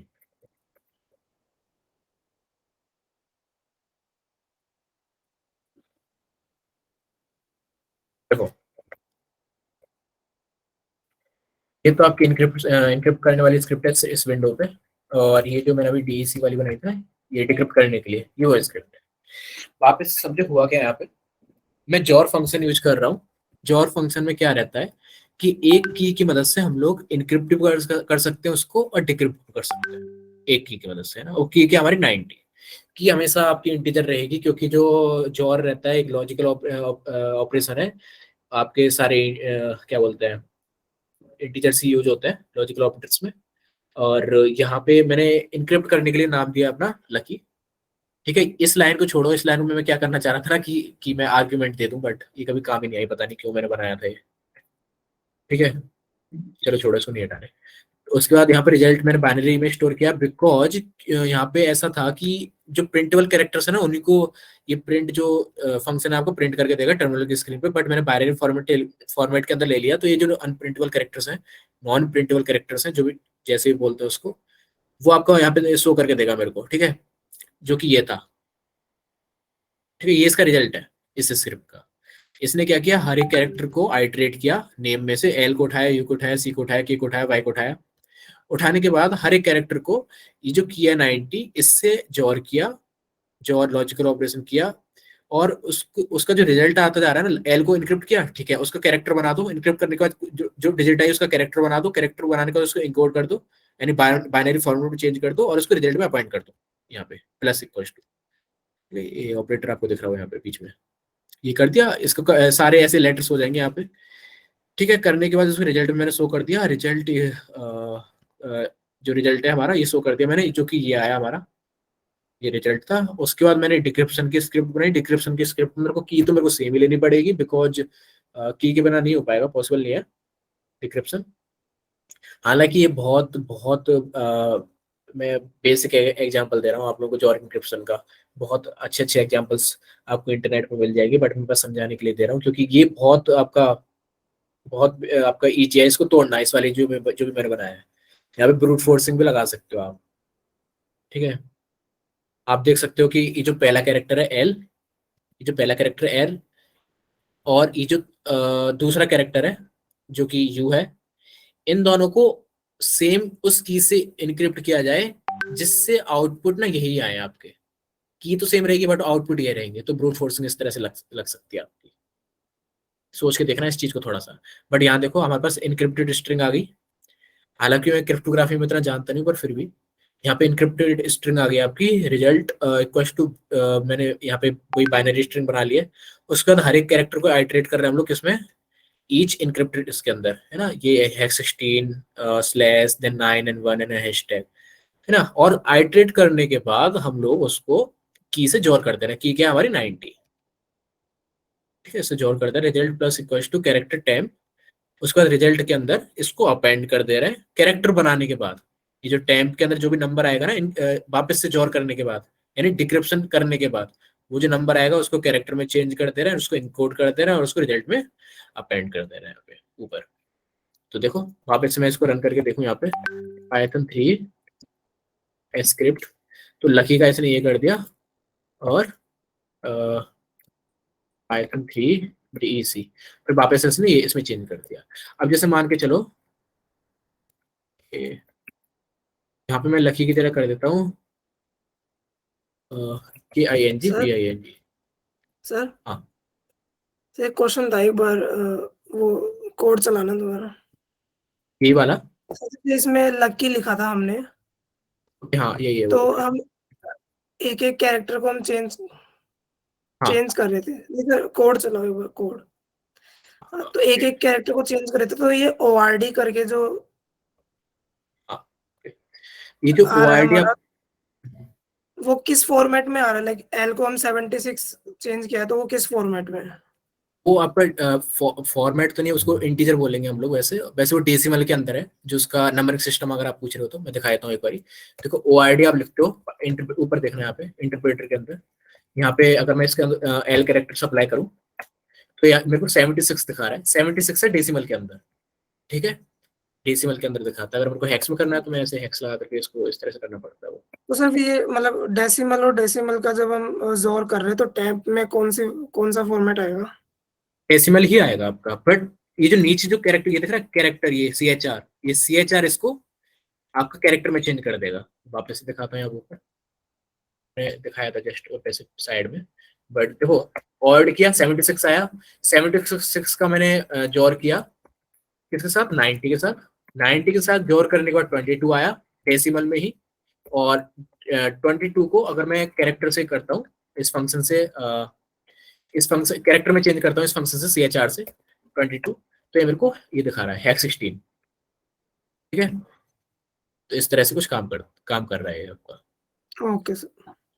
ओके। मैं यहाँ पे रन करता हूँ इसको, तो इसने मेरे को ये दिखाती है। जब मैं इसकी वैल्यू को चेंज करके देखता हूँ, जैसे KING PING, सेव करता हूँ इसको यहाँ पे पाइथन 3 स्क्रिप्ट रखते हुए वापस रन करता हूँ। अब देखो कितना सारा गंदा हमारे पास नॉन प्रिंटेबल कैरेक्टर्स आ गए हमारे पास, है ना।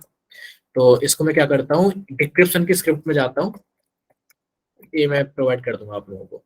बट अभी चीज खत्म नहीं हुई है, मैं तो अभी बहुत कुछ सिखाने वाला था। मतलब ये तो एक चीज है जो करने वाले हम लोग, शायद चलो आप लोगों को टास्क के लिए दे दूंगा, आप लोग बोलोगे तो, ठीक है। यहाँ पे मैं कर दूंगा इसको प्रिंट। अब मेरे को किंग पिन चाहिए, मेरे को आउटपुट है ना वही आना चाहिए। तो देखो KING PING ऐसे आया ये जो इनक्रिप्टेड फॉर्म था यहाँ पे लगाया मैंने। उसके बाद हर एक कैरेक्टर को आइटरेट किया, इसको 11 को 90 से जोड़ किया, फिर 13 को किया, हेक्स 13 है, ठीक है, हेक्स 13 को किया, सारे इनको किया और सारी जितने भी कैरेक्टर सबको किया मैंने। और उसके बाद उसको कैरेक्टर में चेंज कर दिया और ऐसे करते करते K then I then P। और मैं इसको अच्छे से समझाऊँ ना आप लोगों को, तो देखो इसको एक काम करते हैं हम लोग, रिजल्ट में डालते ही नहीं है, रिजल्ट हटाते हैं यहाँ से। मैं लिखता हूँ PRENT, लिखता हूँ मैं इस तरह से कुछ, और मैं लिखूंगा HPNC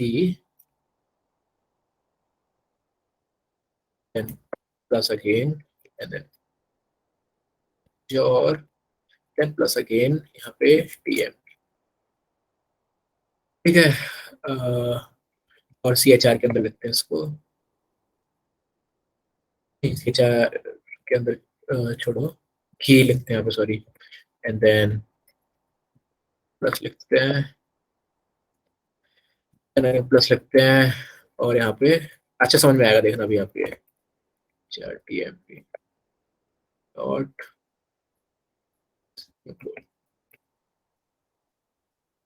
देखो वेट ये कहाँ गलती है, ओके। HTR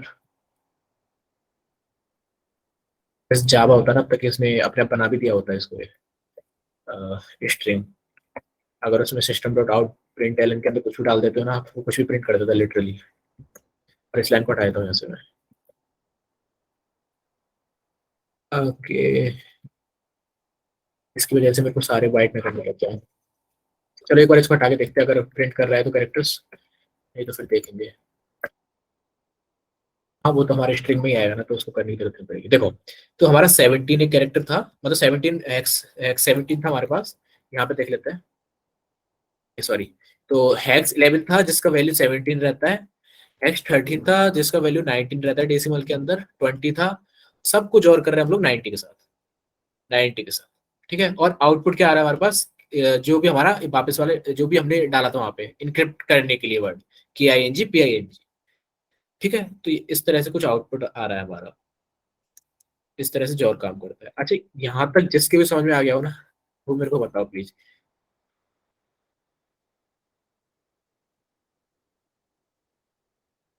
ओके साहब, नमन सर 2 बाइट जो और, ओके 2 बाइट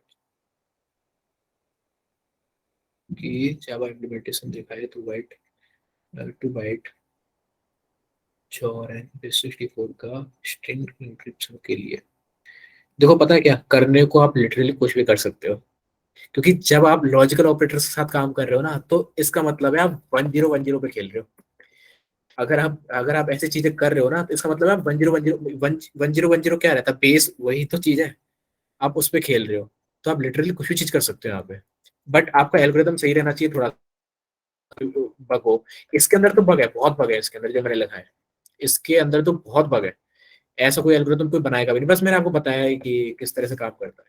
यहाँ तक जिसके भी समझ में आ गया हो, या तो मैं इसको एज ए टास्क दूं आप लोगों को, है ना, या तो एज ए टास्क मैं इसको दूं आप लोगों को। करना क्या है कि आप लोगों ने जो chat sir full duplex chat server बनाया था ना, जो भी बनाया था, क्लाइंट साइड और सर्वर साइड दोनों बनाई थी। तो उन दोनों साइड पे, ओके अभी बताता हूँ अभी। तो उन दोनों साइड पे आपको ये इम्प्लीमेंटेशन करना है इनक्रिप्शन का, जॉर इनक्रिप्शन का। अब की कोई भी लो, अगर नेटवर्क इशू था तो आप फिर रिपीट कर लेना कॉलेज का। हाँ मेरे को भी पता है, देखो पता है क्या, मेरे भी एग्जाम चल रहे हैं इस टाइम पे, तो मैं सोच रहा था मैं खुद ही करा दूं इसको। अच्छा चलो एक काम करते हैं, अ, कब तक और बैच रहेगा आपका? मेरे को जरा डेट चेक करने दो।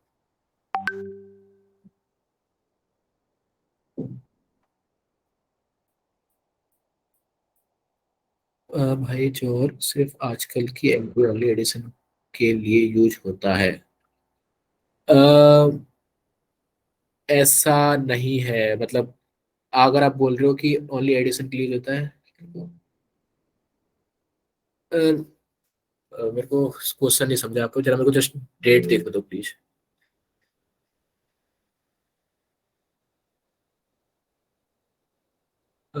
ओके, अभी तो फिर आपके पास टाइम है। अच्छा, आपके कॉलेज के एग्जाम कब खत्म हो रहे हैं सबके? प्लीज बता दो मेरे को, तभी उस हिसाब से मैं दूंगा।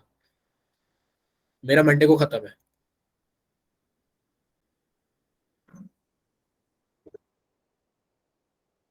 असाइनमेंट आप जब तक कर दो, यस। मेरे नहीं है सर, ओके। सर अभी डेट तो नहीं आई, बट जनवरी फर्स्ट वीक में होंगे। मैं इसको देख लूंगा बाद में, ओके। जनवरी अभी वो फर्स्ट वीक। एक्सटर्नल के लिए असाइनमेंट्स और प्रैक्टिकल वगैरह चल रहे हैं। अच्छा चलो ठीक है, तो आपको छोड़ दे देते हैं इस चीज के लिए, क्योंकि देखो मोहित तो करने को उतारू रहेगा, मेरे को मालूम है इस टास्क को। तो बहुत सारे लोग रहेंगे जो करने के रहेंगे, तो आपको चलो छूट है, आप मत करना, कोई बात नहीं है ना। बाकी मैं बता भी दूंगा अगली बारी, अगर नहीं हो पाया तो आप लोगों से। आप लोगों को करना क्या है ना, सुन लो, बहुत कान खोल के सुन लो, आप करना क्या है। जो आपने सर्वर बनाया ना, उस सर्वर साइड पे सेम की यूज करनी है, क्लाइंट साइड पे सेम की यूज करनी है। और जो भी आप मैसेज भेज रहे हो, जैसे अगर मैं इस टर्मिनल से इस टर्मिनल तक मैसेज भेज रहा हूँ PING, तो वो इनक्रिप्ट होकर जाना चाहिए उस की से, और यहाँ पे वो डिक्रिप्ट होना चाहिए उसी की से। तो जब वायरस साइड से आप एनालिसिस करोगे ना उसकी, तो आपको इनक्रिप्टेड फॉर्म दिखेगी, वो की नहीं दिखेगी। ठीक है, की तो आप वेरिएबल में लिख दोगे, जो भी की है आपकी, है ना, वेरिएबल में आप उसको लिख दोगे। और की कुछ भी हो सकती है आपकी, की हो सकती है आपकी 90909, कुछ भी हो सकती है की आपकी, है ना, बट लेना इंटीजर ही, उसको डेसिमल ही लेना। ठीक है, तो समझ में आई मेरी बात, कि करना क्या है आपको, जब एक विंडो से दूसरे विंडो में भेज रहे हो तो जॉर होकर के जा रहा है, और दूसरी विंडो से उस पुरानी वाली विंडो भेज रहे हो तो जॉर होकर के आ रहा है। तो वायर शार्क पे मेरे को आपका मैसेज नहीं दिखना चाहिए, मतलब दिखना चाहिए बट इनक्रिप्टेड फॉर्म में दिखना चाहिए। समझ रहे हो क्या कहना चाह रहा हूं मैं?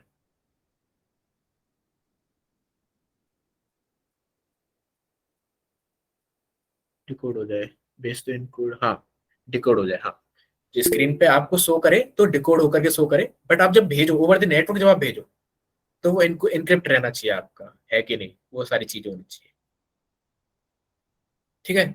अच्छा, ये चीज हो गई आपकी, प्रिंट करते हुए डिकोड हो जाए, प्रिंट करते हुए डिकोड हो जाए, हाँ यही मैं चाह रहा हूँ मोहित आपसे, कि आप जब डिस्प्ले पे उसको प्रिंट करो ना, तो आपका वो डिकोड होकर के आपको शो करे।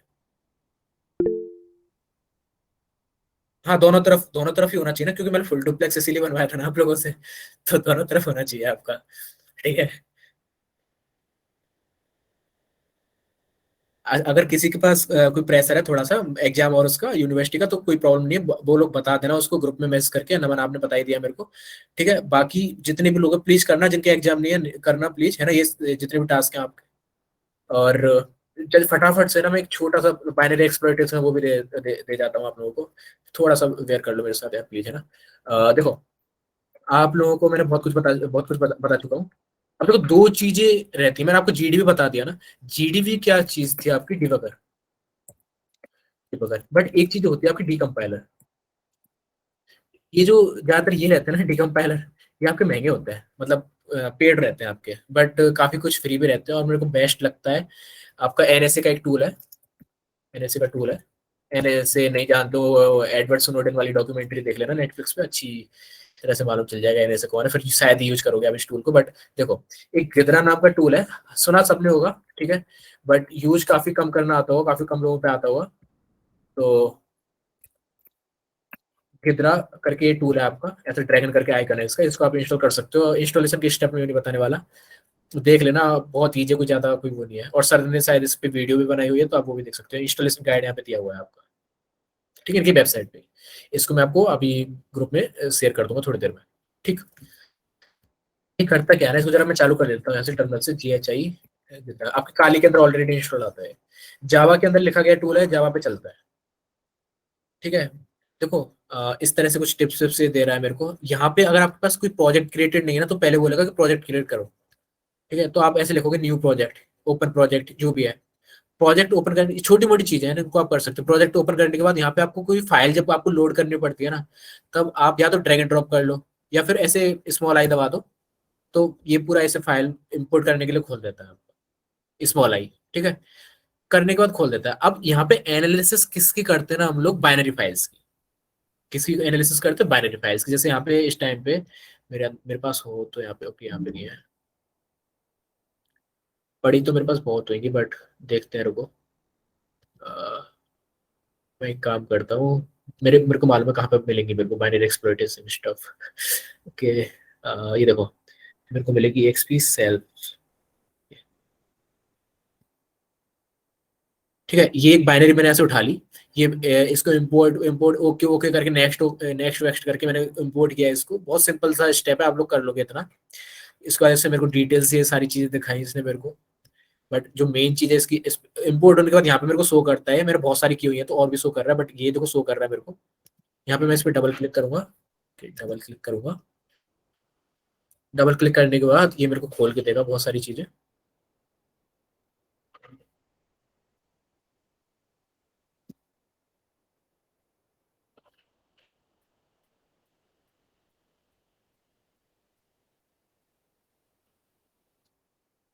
देखो, देखो, जो मेन विंडो ना हमारी, वो, ओके वेट, इसको जरा साइड में कर लूँ पहले, कैसे होता है ये।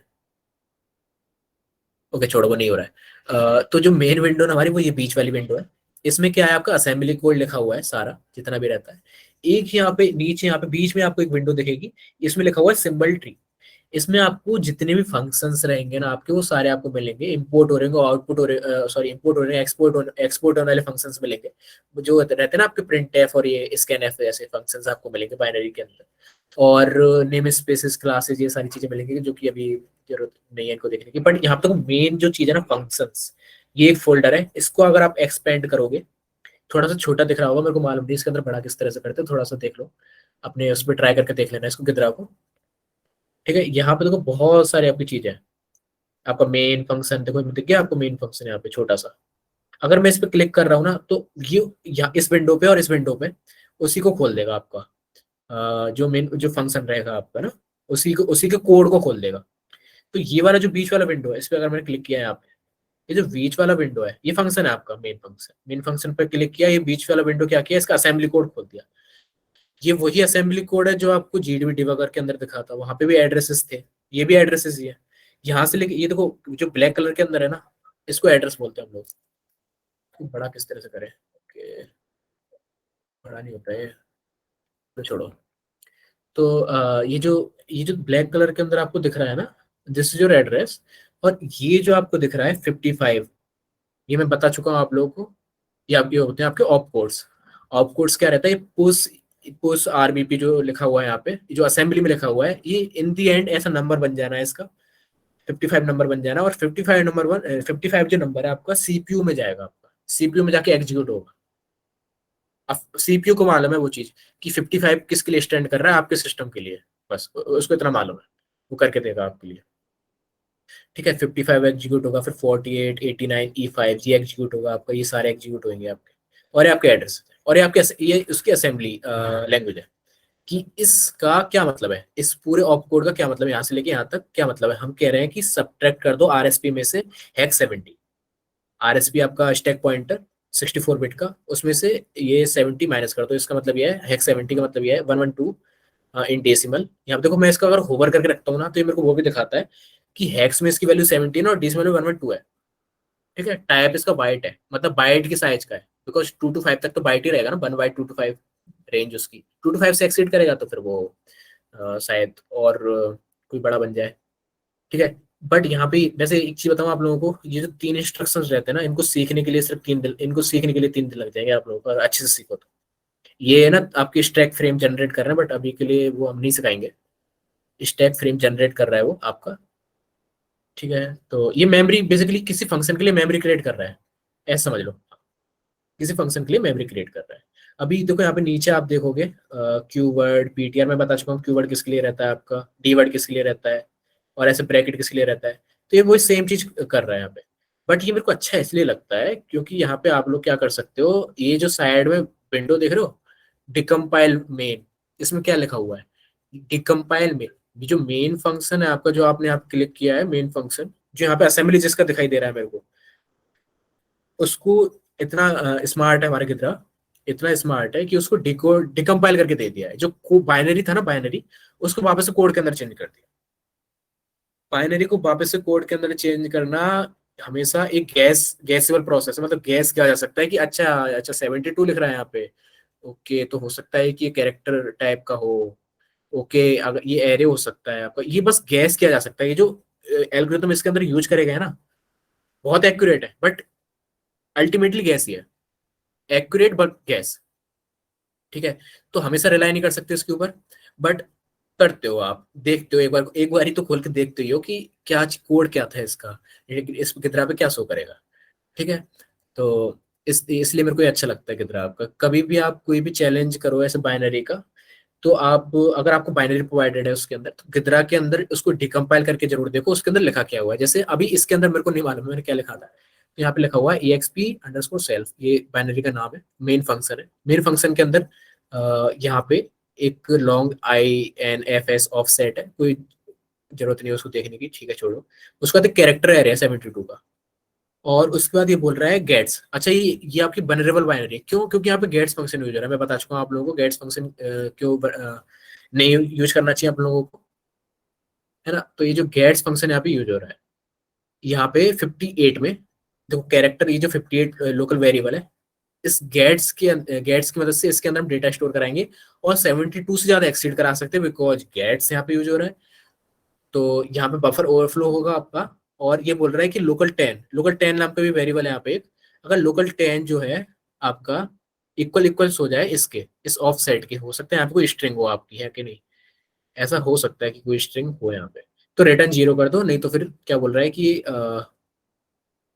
स्टैक चेक फेल, ये रहता है आपका एक स्टैक कैनरी रहता है, एक स्टैक प्रोटेक्शन रहता है, मैं बाद में समझाऊंगा इसको, आप कल समझा दूंगा। स्टैक प्रोटेक्शन रहता है ये आपका। तो ये जो आपका है ना लोकल_10 इक्वल इक्वल से एक कंडीशन चेक हो रही है यहाँ पे कि अगर इसकी इक्वल है तो रिटर्न कर जाओ, नहीं तो फिर छोड़ो। ठीक है, तो यहाँ पे स्टैक कैनरी। हालांकि बस मेरे को आपको ये दिखाना था कि किस तरह से डिकम्पाइल करता है चीजों को। यहाँ पे एक और फंक्शन है अभी देखने के लिए, FUN, यहाँ पे कुछ है नहीं वैसे देखने को। ठीक है, तो इस तरह से कुछ काम करता है। इसको मैं क्लोज करके दूसरी बाइनरी अगर मैं आपको ओपन करूँ जिसके अंदर थोड़ा अच्छा खासा कोड हो, जैसे माउस सर्वर। माउस सर्वर का ब्लॉग जिसने नहीं देखा हो तो वो देख सकता है, उसके अंदर आर्टिकल जो है टेक्निकल नेविगेटर पे पड़ा हुआ है कि किस तरह से मैंने इसको डिकम्पाइल किया। एक तो यहाँ पे भी किया था मैंने, और देन APK भी एनालाइज किया था मैंने, इसको APK का भी एनालिसिस किया था मैंने।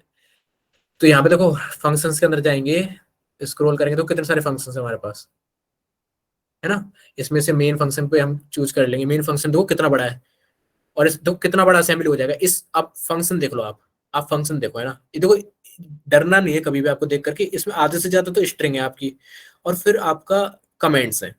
ठीक है, तो डरना नहीं है इसको देख करके, आपको बस देखे चलो। और देखो सॉकेट यूज हो रहा है यहाँ पे, सॉकेट सर्वर में आपका, माउस सर्वर में, सॉरी, माउस सर्वर में आपका सॉकेट यूज हो रहा है। ये माउस सर्वर वो है आपका, जो आप वो रहता है ना आपका, आप अपने फोन से आपका विंडोज का माउस कंट्रोल कर पाओ, तो ये वही माउस सर्वर है, उसी का कोड है ये, सी के अंदर। थोड़ा थोड़ा अगर आप ट्राई करोगे ना इसको, अभी से देखो मैं जैसे आगे ऊपर से पढ़ने का कोशिश करूँ, देखो पहले तो बहुत सारे वेरिएबल्स इन स्लाइड में, ठीक है, अच्छी बात। उसके बाद नीचे थोड़ा थोड़ा आए, तो यहाँ पे एक स्ट्रिंग दी गई है माउस सर्वर, उसके बाद ये कुछ ही है, ठीक है, अच्छी बात है। ओपन लॉक करके फंक्शन उसके अंदर गई है, फिर सिस लॉक करके फंक्शन उसके अंदर गई, फिर डेमन है, फिर ये सारी चीजें आप, ठीक है।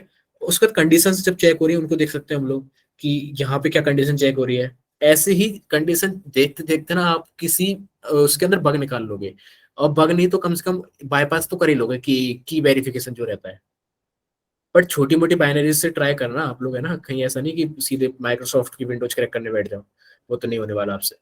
तो देखो यहाँ पे देखो लिसन फंक्शन यूज हो रहा है, होता है कि नहीं होता लिसन फंक्शन यूज सी बाइनरी के अंदर जब भी आप यूज करते हो, सॉरी, सी कोड के अंदर जब भी आप एक सॉकेट एड्रेस क्रिएट करते हो लिसन करने के लिए, एक्सेप्ट भी हो रहा होगा यहाँ पे कहीं ना कहीं।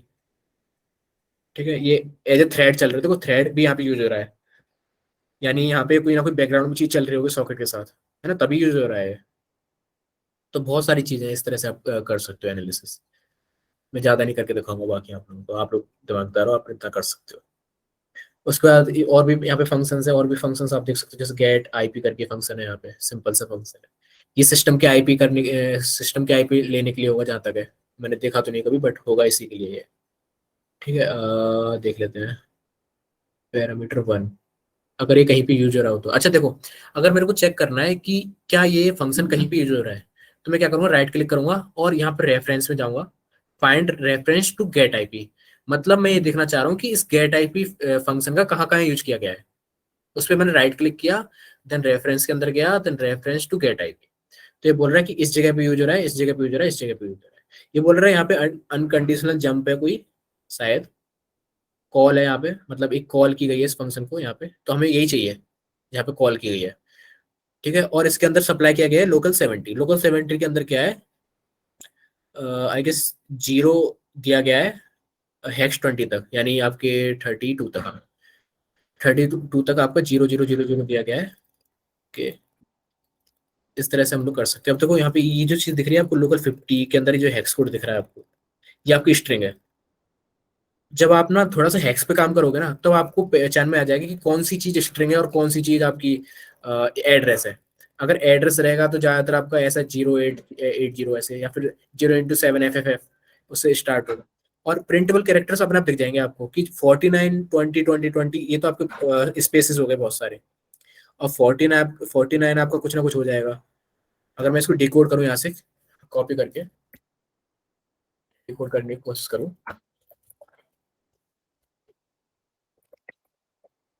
ठीक है, तो ये है हमारे पास। ठीक है, इसमें मैं क्या करता हूँ, इसको चलो ऐसे लिख लेता हूँ कमेंट डाल करके, उसके बाद मैनुअली कर लेता हूँ इसको, मैं क्या स्क्रिप्ट कोड बनाऊँ उसके लिए। वैसे मैं इसमें डायरेक्ट अनेक्स यूज कर सकता हूँ उसके लिए, बस वो उल्टा ना प्रिंट कर देते हैं मेरे को, बाकी तो कोई दिक्कत नहीं है। ठीक है, तो ये बोल रहा है डीएपी। ठीक है, तो एक हाउल टाइप प्रिंट करके दिया उसने, क्योंकि ये आपका इंडियन नेसेस की उल्टी रहती है, लिटिल इंडियन नेस है, चलो उसको भी मैं बात बताऊँ, बट बस इसका मेरे को ओवरव्यू देना था आपको, कितना नाम की भी ऐसी चीज होती है। ठीक है, और भी बहुत सारे आपके डिकम्पाइलर्स आते हैं, बट ये फ्री वाला है तो हम फ्री वाले यूज करेंगे। और आपका हेक्सरे का करके आता है एक, हेक्सरेस डिकम्पाइलर। ठीक है, हाँ आईडा प्रो, तो आईडीए प्रो जो भी बोलते हैं इसको, तो आप इसको यूज कर सकते हो, बट ये थोड़ा सा ना पेड है तो मैं यूज करना पसंद नहीं करता इसको। तो ये भी आप यूज कर सकते हो, और भी बहुत सारे आपके टूल्स हैं। देखो ऑली डिबग जो है आपका विंडोज के लिए है, और ये डिकम्पाइलर नहीं है, ये बस डिबगर है। बाइनरी निंजा करके है, ये फ्री है शायद, आपका मालूम नहीं मेरे को। और ग्राफिकल यूजर इंटरफेस वाला कोई दूसरा आपका जो फ्री है ओपन सोर्स है, वो है आपका कटर, रेडारी टू। ये आपका जो रेडारी टू जिसने बनाया ना, उसी ने कटर भी बनाया है, बट उस जो रेडारी टू जो हम यहाँ पे टर्मिनल पे यूज करते हैं ना, रेडारी टू जीडीबी की तरह रहता है। अ, काफी अच्छा है, जीडीबी से भी अच्छा है वो। बट क्या है ना, उसका ग्राफिकल यूजर इंटरफेस उससे भी ज्यादा अच्छा है, तो मैं उसी को यूज करता हूँ इसको। इस तरीके का कुछ है, इसको आप यूज कर सकते हो बाइनरी एनालिसिस करने के लिए। आप इसमें शायद 2-3 प्लगइन्स भी लग जाते हैं, जिसकी मदद से डिकम्पाइल भी हो जाता है वो। ठीक है, यहाँ पे लिख रहा है इंटीग्रेटेड डिकम्पाइलर, अच्छा नहीं लगती है, अपने आप डिकम्पाइल कर देता है वो, चलो ठीक है, अच्छी बात है। तो आप इसका भी यूज कर सकते हो। तो ये चीज आप इंस्टॉल करके देखना। बाकी अगर कोई क्वेश्चन हो, पैरेट में पहले से ही आता है, अच्छा हाँ, पैरेट में भी पहले से आता होगा। ओके, तो बाकी जिसका कोई भी कोई क्वेश्चन नहीं, तो फ्रेंड कर दो मीटिंग।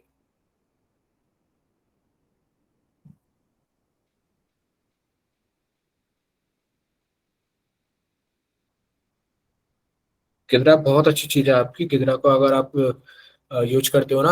अच्छा, मैं एक चीज बताऊं आप लोगों को, वो जो था ना वाना कराई रेंट समवेयर, उस टाइम पे गिदरा से ही शायद उसकी एनालिसिस हुई थी शायद। ठीक है, तो आप यूज करके देखना एक बार गिदरा को। और ज्यादा अच्छा तब होगा जब आप लोग खुद ना, खुद से बाइनरीज क्रिएट करोगे, अपने खुद के प्रोग्राम्स लिखोगे, और फिर उसके बाद उसको डिकम्पाइलर और डिकवर पे यूज करके देखोगे, जैसे गिदरा और जीडीबी। तो ज्यादा अच्छे से आपको समझ में आएगा किस तरह से बाइनरी काम करती है लो लेवल पे।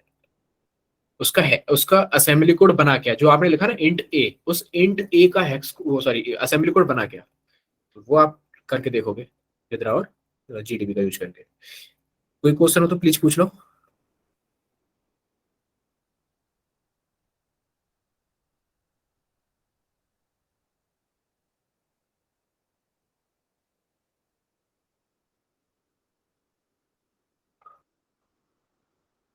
पहले बेसिक्स को, फिर कंप्लीटेड को एनालिसिस करके।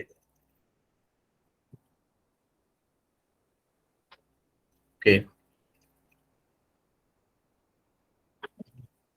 कॉम्प्लिकेटेड को, ओके। हाँ, इस तरह से काम किया जाता है। तो सबको वास्तव को सबने ना शुरुआत ना वहीं से करी है, हम सबने शुरुआत वहीं से करी, मैंने भी करी है, आपने भी करी है, सबने वहीं से शुरुआत करी है, फिशिंग अटैक से। हर किसी ने सेट टूल किट चलाया, बट अब पढ़ना पड़ता है ना, आगे थोड़ा थोड़ा पढ़ना पड़ता है आप लोगों को, अगर आपको इंडस्ट्री में अपने कदम जमाने हैं तो। हाँ बिल्कुल सही मोहित।